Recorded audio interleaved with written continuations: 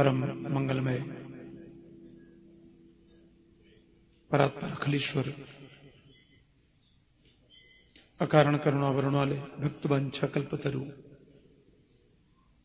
तड़िद्युति विनंदक पीतांबरधारी श्री बालकृष्ण लाल की वांग्मयी प्रतिमूर्ति श्रीमद् भागवत महापुराण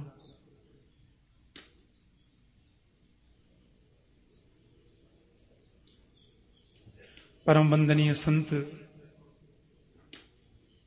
स्वामी श्री विद्यानंद जी महाराज की पवित्र सन्निधि में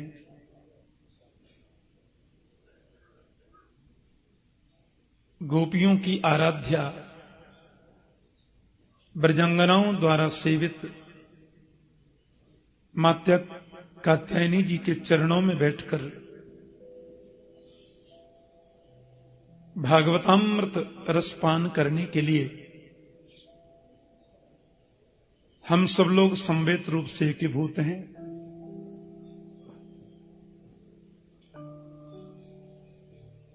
महात्म्य का वर्णन बड़े संक्षिप्त रूप में कहेंगे, क्योंकि वृंदावन में तो कथा होनी चाहिए। मेरे जीवन की 684वीं कथा मैं यहां कर रहा हूं। 683वीं कथा कल पूर्ण हुई। वैसे तो ये 683वीं कथा होनी थी,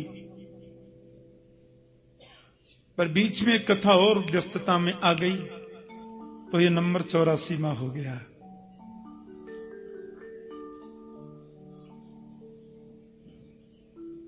बहुत बड़े बड़भागी होते हैं वे लोग जो श्रीधाम वृंदावन में कथा रस सुधापान करने का अवसर प्राप्त कर पाते हैं।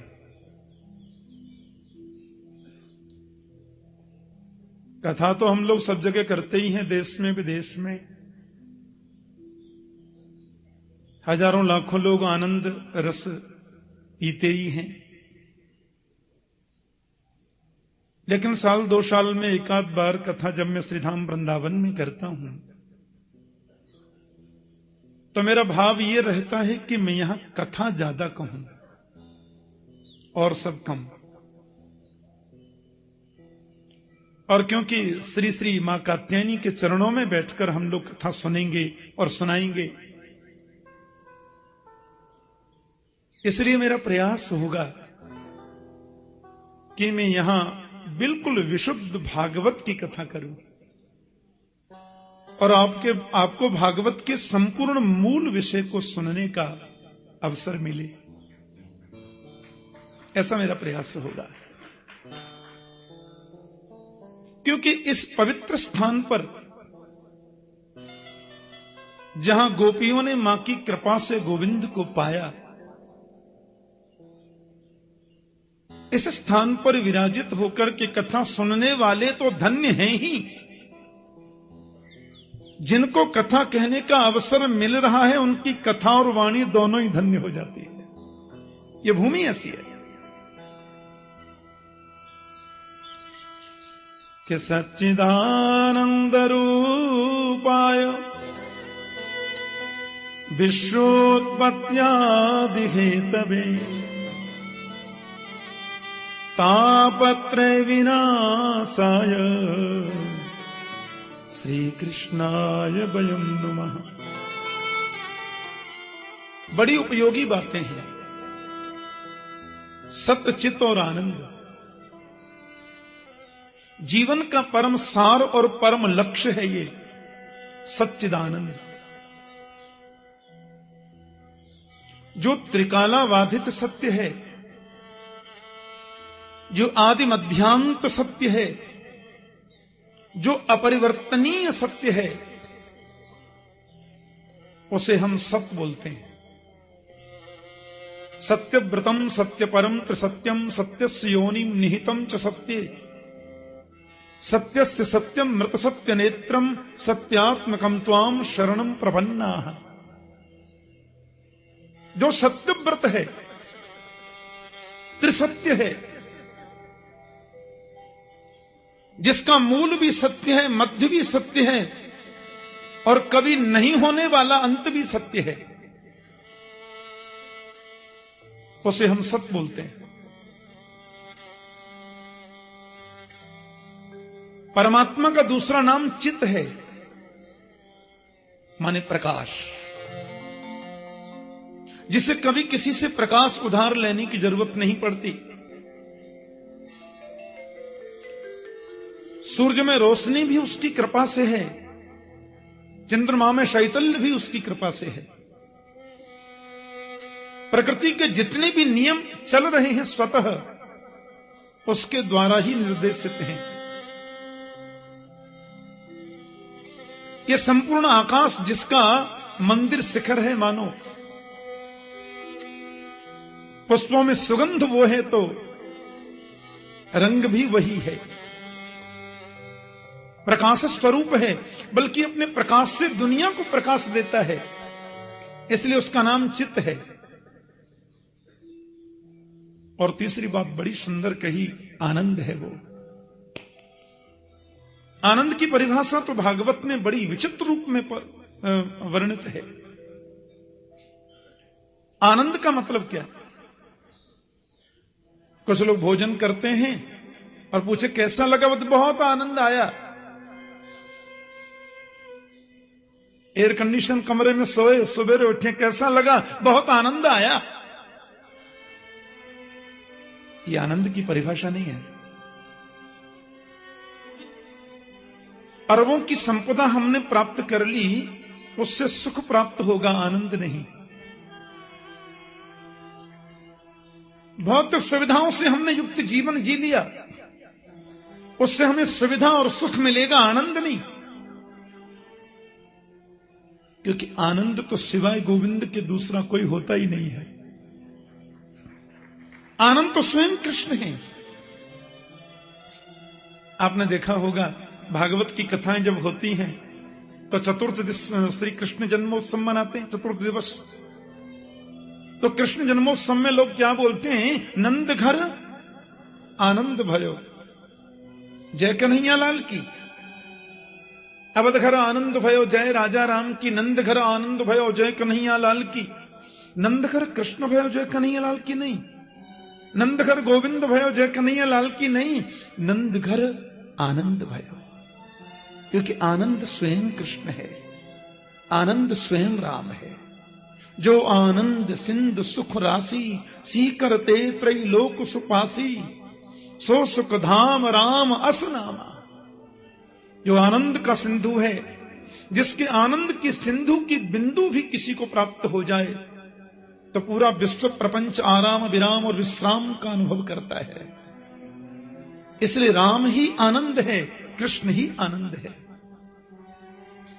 तो सत्य भी श्री कृष्ण, चित्त भी श्री कृष्ण और आनंद भी श्री कृष्ण। एक और बात, दुनिया की हर चीज को आप पलट सकते हैं। सुख का उल्टा तो दुख होता है, रात्रि का उल्टा दिन होता है, प्रकाश का उल्टा अंधकार होता है, गोरे का उल्टा काला होता है, विद्वान का उल्टा मूर्ख होता है। लेकिन आनंद का उल्टा कभी कुछ होता है? आनंद का उल्टा कभी कुछ कर सकते आप? एक सज्जन बोले आनंद का उल्टा भी होता है महाराज। मैंने कहा क्या होता है? बोले आनंद का उल्टा होता है निरानंद। मैंने कहा निरा तो तुमने अपनी तरफ से लगा लिया, आनंद तो जैसे कि तैसा ही है।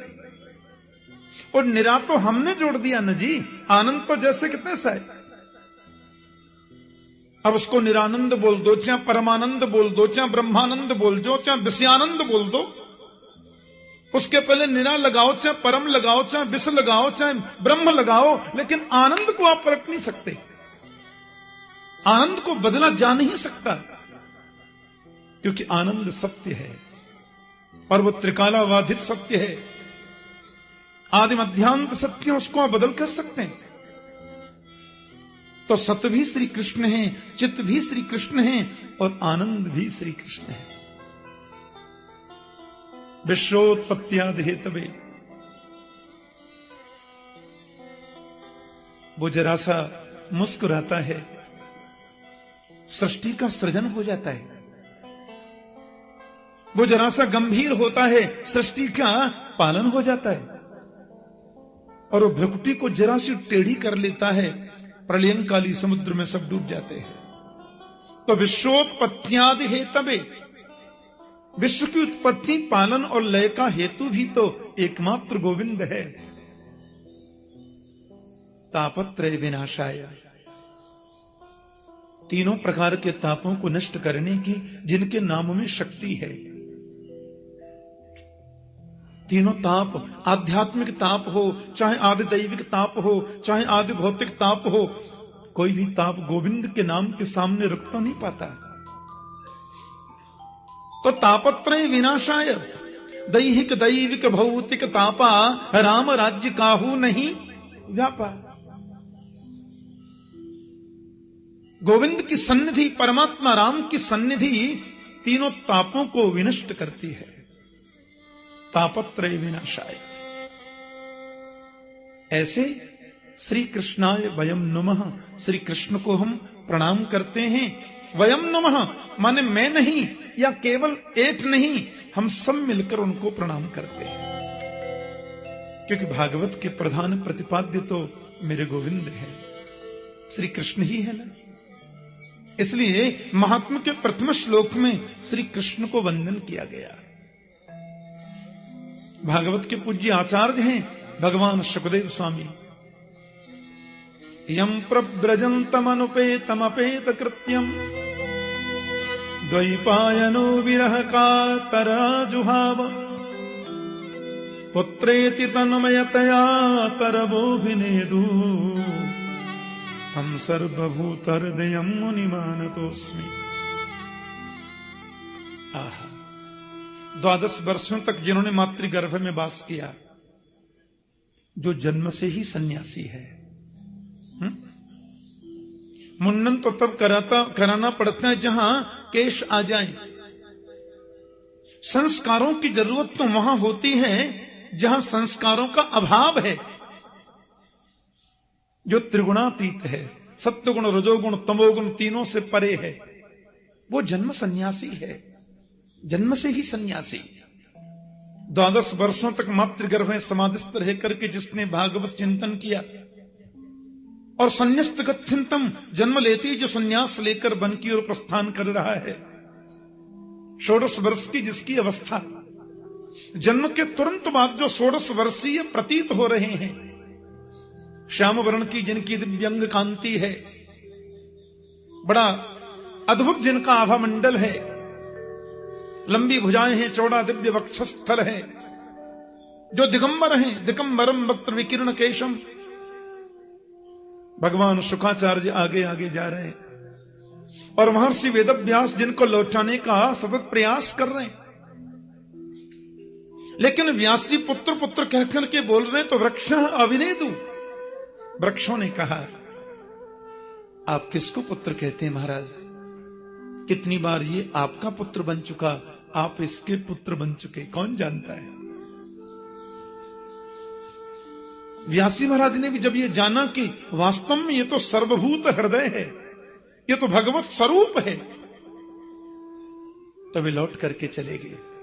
तम सर्वभूत हृदयम मुनि मानतोस्मि। ऐसे भगवान सुखदेव के चरणों में हम बार बार प्रणाम करते हैं, बार बार वंदन करते हैं। मां कात्यायनी के चरणों में बैठ करके हम लोग इस अमृत रससुधा का पान करने के लिए एकत्रित हैं। ऐसे ही पुराण की कथा के लिए एक बड़ी सुंदर भूमि बताई शास्त्रों में, उसका नाम है नैमिषारण्य।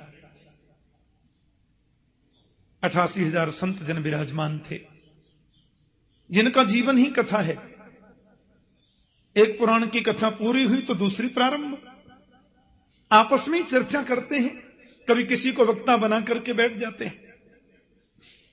लेकिन आज अपने नित्य के कर्मों से निवृत्त होकर के वो ऋषि जन जब बैठे थे, शौनकादि बोलते हैं उन्हें, उनके मध्य में आदरणीय सूत जी महाराज पधारे। वे ऋषि तो बड़ी लंबी उम्र वाले हैं, कोई 1000 वर्ष के हैं, कोई 10,000 वर्ष के हैं, कोई लाख वर्ष के हो गए। और आश्चर्य की बात यह है कि वो सभी ब्राह्मण हैं। आज उनकी कथा के मंडप में, उन ऋषियों की मंडली के मध्य में बिल्कुल एक युवा संत आया, महर्षि वेदव्यास के परम प्रिय शिष्य, भगवान शुक्राचार्य के गुरु भ्राता। और आश्चर्य की बात यह है कि ये ब्राह्मण नहीं है। प्यार से बोलो जय श्री कृष्ण। अब देखो, ये तो आपको ध्यान रखना पड़ेगा 8 दिन पूरा, कि कुंभकर्ण की पत्नी श्रीमती निद्रा देवी जो हैं, वो कथा में थोड़ा गड़बड़ तो करती। हाँ, एक माता तो मेरे से बोली, ठाकुर जी थे इतनी सोनी कथा बाँचो थाने के बताऊं महाराज। मैंने कहा क्या अच्छा लगता है आपको कथा में? बोले मैं 2-2 गोली नींद की खाऊं तो माने नींद को नहीं आवे। थारी कथा में तो बैठते ही माने ऐसी चोखी नींद आवे थाने के बोलूं महाराज। मैंने कहा किसी काम में तुमने मुझे पास तो किया माता। वो जरूर आती हैं। हाँ, श्रीमती निद्रा। कुंभकर्ण की मृत्यु के बाद में उन्हें बड़ा रोष हुआ और राम जी से बोली, आपने मेरे पति को मार दिया, बदला लेकर के मानूंगी। राम ने कहा कैसे लोगी बदला? निद्रा बोली, बताओ बैकुंठ में कौन जाता है? राम जी बोले, वही जाते हैं जो कथा सुनते हैं। निद्रा बोली, यही तो तरीका है। जहां भी कथा हो रही होगी वहां श्रोताओं के सिर पे जाके मैं आसीन हो जाऊंगी। बेचारे व्यास जी कथा सुनाते रहेंगे, श्रोता झोंका लेते रहेंगे। कोई सुनेगा ही नहीं तो बैकुंठ जाएगा ही नहीं, तो खाली गोदाम में तो ताला लगवाना ही पड़ता है ना जी। राम ने कहा बरोबर है देवी, लेकिन अपन भी एक नियम लगा देंगे। बोले क्या? कि हर 5 मिनट बाद जय श्री कृष्ण बुलवा दिए करेंगे। वो जरूर आती है। तो 8 दिन का ये अनुष्ठान है हमारा, उसमें आकर वो विघ्न न कर दें, इसलिए जय श्री कृष्ण जरूर याद रखा करें। हाँ, माता के चरणों में बैठे हैं और जय श्री कृष्ण बोलेंगे तो मुझे एनर्जी मिलती रहेगी। बोलो जय श्री कृष्ण। हाँ, शारीरिक थकान तो होती ही है, लेकिन जय श्री कृष्ण से करंट मिलता है। अब उन शौनकादि ऋषियों ने आदरणीय सूत जी को देखा, सब खड़े हो गए। पधारिए, बहुत कृपा की आपने। अब देखो महाराज, वो तो उनको प्रणाम कर रहे हैं और वो उनको प्रणाम कर रहे हैं, दोनों के सामने लेट रहे हैं। नहीं, आप ये क्या कर रहे हैं महाराज? मुझे बहुत शर्म आती है, बड़ा संकोच लगता है। आप लोग सब महान मनीषी हैं, तत्वज्ञ विद्वान हैं, अवस्था में भी मुझसे बहुत बड़े हैं, और इस प्रकार से आप मेरा स्वागत करते हैं। एक बात कहूं, संत वही सबसे श्रेष्ठ है जो अपने को कभी संत समझे ही नहीं। ज्ञानी वही सबसे ऊंचा है जो किसी को अज्ञानी न समझे। ज्ञानी वही सबसे ऊंचा है, और गुरु वही सबसे उत्तम है जो अपने को कभी गुरु मानता ही नहीं। बोलो जय श्री कृष्ण। धन वृद्धा, बल वृद्धा, आयु वृद्धा तथैव च ते सर्वे ज्ञान वृद्धस्य किंकराः शिष्य किंकरा। कोई बल में बड़े होते हैं, कोई आयु में बड़े होते हैं, कोई धन में भी बड़े होते हैं, लेकिन ते सर्वे ज्ञान वृद्धस्य, ज्ञान में जो बड़ा होता है ना, वो सबसे आदरणीय और सबके लिए पूजनीय होता है। शौनकादि ऋषियों ने बिल्कुल निष्पक्ष भाव से अपने मन की बात सूत जी से कह दी कि अज्ञान अध्वांत विध्वंस कोटि सूर्य समप्रभ सूताख्या ही कथा सारम मम कर्ण रसायनम। मानव के जीवन में जो अज्ञान रूपी अंधकार बैठा है, उस अज्ञान अंधकार को दूर करने के लिए सूत जी आप करोड़ों सूरजों के समान हैं, कोट सूर्य समप्रभ। इसलिए आज आपसे विनम्र निवेदन है, ऐसी कोई कथा हमें बताओ जो कानों के द्वारा अमृत रस का काम करे। मम कर्ण रसायनम। और एक बात आपसे स्पष्ट कह दें, हमें कोई दुख नहीं है और हमने कभी दुख को दुख समझा भी नहीं है। और कदाचित दुख आवे भी तो सूत जी, दुख और सुख तो मन की मान्यता है। जिसको हमने मान लिया वो सुख है और जिसको मान लिया वही दुख है। वास्तव में तो सुख भी कुछ नहीं होता और दुख भी कुछ नहीं होता। लेकिन जब संसार के लोगों की ओर हम नजर डालते हैं तो देखते हैं वो दुख को ही सुख मान करके बैठे हैं और वे दुख को दुख मानकर उसमें ज्यादा दुखी हो रहे हैं, क्योंकि मान्यता ही दुख को और ज्यादा जन्म देती है। इसलिए हम ऐसी कथा सुनना चाहते हैं जो कथा सुने हम और दुख दूर हो जाए संसार के लोगों का। ऐसी कथा हमें बताओ कि श्रेयसाम यद भवे श्रेयः पावनानां च पावनम् कृष्ण प्राप्तिकरं सस्वत साधनम तद्बदादुना। श्रेष्ठ में भी जो परम श्रेष्ठ है, पवित्रों को भी जो परम पवित्र बनाता है, और ऐसी कथा जो गोविंद से मिलाने वाली है। एक बात कहूं, कभी किसी संत के पास में जाकर यह प्रश्न मत करो कि दुकान कैसे चलेगी।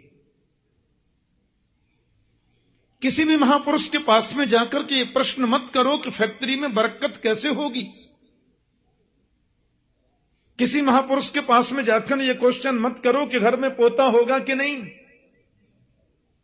संतों के पास जाकर तो एक ही प्रश्न करो, गोविंद मिलेगा कि नहीं, कन्हैया की प्राप्ति होगी कि नहीं।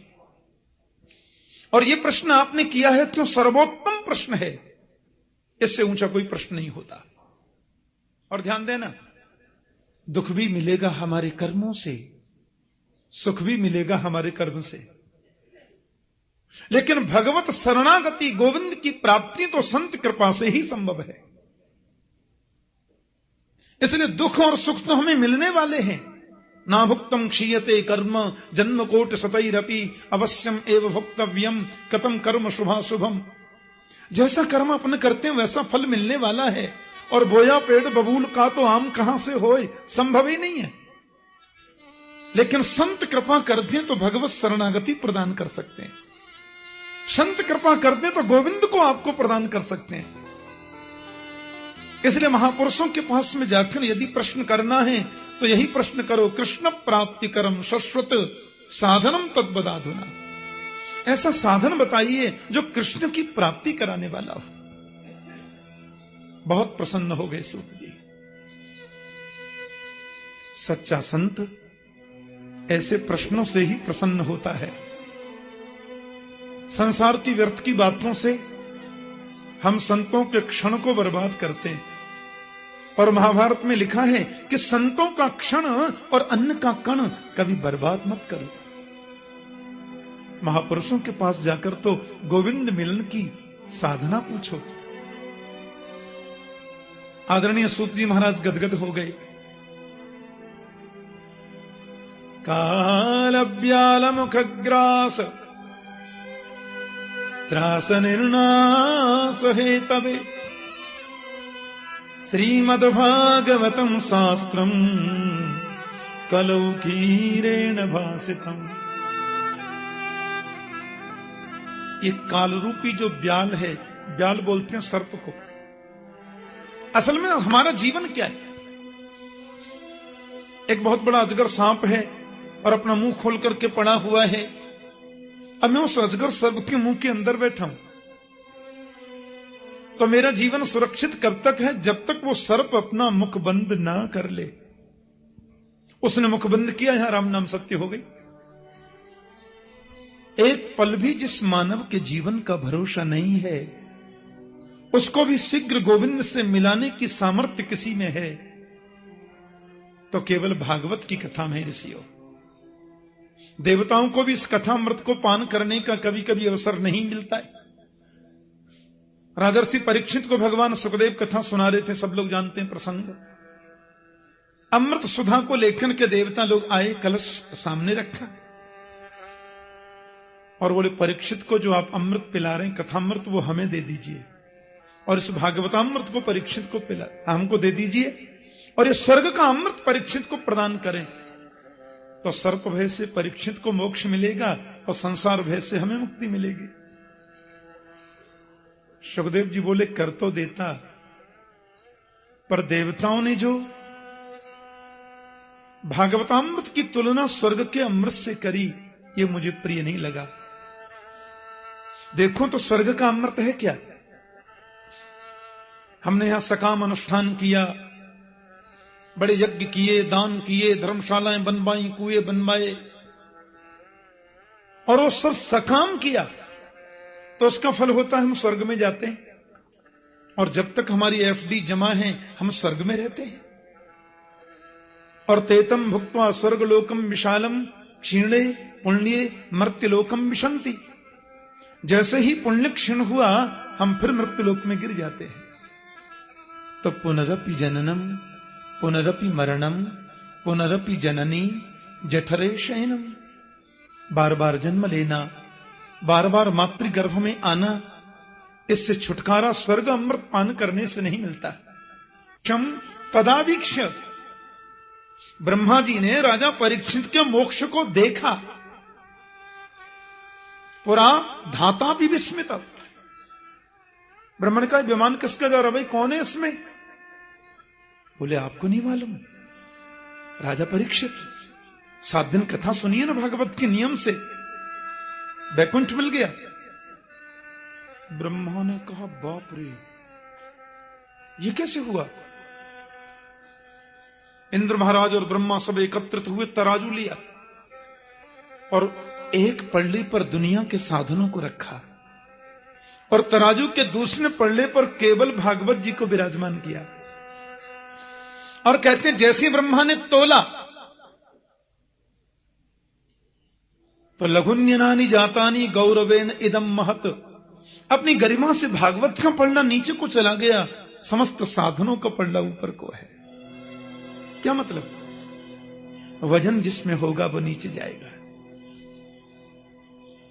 ब्रह्मा ने देवताओं से कहा अरे देवो, ये कोई पोथी नहीं है, ये कोई किताब नहीं है, ये ग्रंथ भी नहीं है, ये तो मेरे गोविंद हैं साक्षात। तेनेयम वांग्मयी मूर्ति प्रत्यक्षा वर्तते हरे। ये तो हरि का वांग्मय स्वरूप है साक्षात। दंडवत करी ब्रह्मा ने। देवताओं को आश्चर्य हुआ। वही कथा मैं आपसे कहूंगा, सूजी करें। नारद जी ने ब्रह्मा जी से श्रवण किया था इसका सविधि, लेकिन सप्ताह श्रवण की विधि क्या है वो सनत कुमारों से सुनी थी। वो क्या है, एक बार नारद जी महाराज दौड़े दौड़े गए, तीव्र गति से जा रहे थे, कुछ चिंतित भी थे। बोलो जय श्री कृष्ण। और विशाला क्षेत्र में बद्रीनाथ धाम में पहुंचे तो सनत कुमारों ने पूछा क्या बात है? कथम ब्रह्मन दीन मुख कुतश्चिंता तो रो भवान। आपको देखने से तो रोने वाला भी हंस जाता है, क्योंकि आप तो आनंद मूर्ति हैं। यो यह श्रद्धस्स एव स, गीता में गोविंद कहते हैं जिसके प्रति हम श्रद्धा करते हैं, धीरे धीरे श्रद्धास्पद के गुण हमारे जीवन में आने लग जाते हैं।